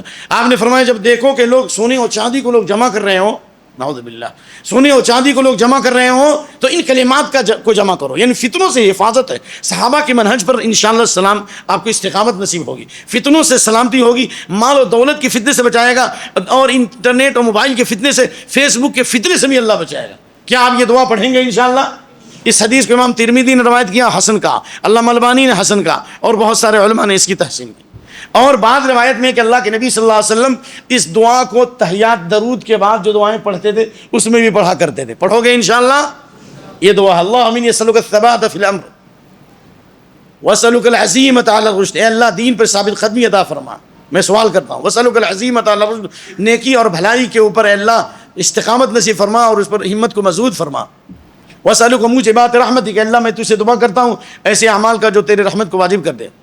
وعزائم مغفرتک, اور ایسے اعمال کا جو تیری مغفرت کو واجب کر دے, تیری رحمت کو واجب کر دے. واسألک شکر نعمتک, تو اپنی نعمتوں کی شکر گزاری کی توفیق مانگتا ہوں.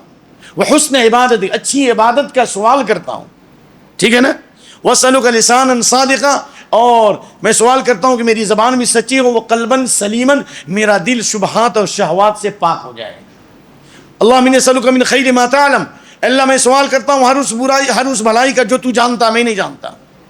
واعوذ بک من شر ما تعلم, اور میں تیری پناہ چاہتا ہوں تمام برائیوں سے جو تو جانتا میں نہیں جانتا. دعاؤں کا اہتمام کرو میرے دوستو. انک انت علام الغیوب, سارے غیب کو تو ہی جاننے والا ہے.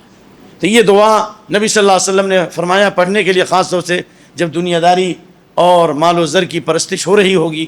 اور آج کے دور میں یہ دعا ہمارے لیے آب حیات ہے, سفینہ نجات ہے, کامیابی کی شاہ کلید ہے انشاءاللہ. اللہ تعالیٰ سے دعا ہے کہ اللہ تعالیٰ ہماری اس مجلس کو قبول فرمائے.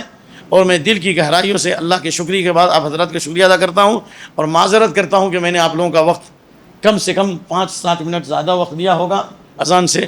اس کے لیے مجھے معذور سمجھیں, کیونکہ بعض چیزیں ایسی ہوتی ہیں کہ دل کے ففولے جل اٹھے, سینے کے داغ سے اس گھر کو آگ لگ گئی گھر کے چراغ سے. کچھ چیزیں ایسی ہوتی ہیں کہ زبان کھل جاتی ہے, اس لیے میں ادھر ادھر بہکتا رہا, لیکن آپ کو اصل موضوع پر میں نے لانے کی کوشش کی. باتیں بے ترتیب ہیں, لیکن بات گرچہ بے سلیقہ ہو کلیم, بات کرنے کا سلیقہ چاہیے. اگر کچھ بھی باتیں مفید اگر ہیں تو اسے قبول کر لیا جائے, اور جو باتیں غلط ہیں میں اللہ تعالیٰ سے اپنے لیے اور آپ کے لیے مغفرت طلب کرتا ہوں. اور دل کی گہرائیوں سے دعا کرتا ہوں کہ اللہ انبیاء, صدیقین, شہداء اور صالحین کی جماعت میں شامل فرمائے, جس طرح اللہ نے ہمیں یہاں رکھا ہے. ابو ہریرہ رضی اللہ عنہ کی دعا میں آپ کے لیے بھی کرتا ہوں کہ اللہ تعالیٰ ہم تمام کو جنت کی بازار میں جمع فرمائے. جمعہ کے دن جو جنت کی بازار ہوگی, ابو ہریرہ یہ دعا فرماتے تھے رضی اللہ عنہ, جنت کی بازار میں اللہ ہمیں جمع فرمائے, عرش کے سائے میں جگہ دے, حق پر جمع فرمائے. سبحانک اللہم بحمدک واشہد ان لا الہ الا انت واستغفرک واتوب الیک. والسلام علیکم ورحمۃ اللہ وبرکاتہ.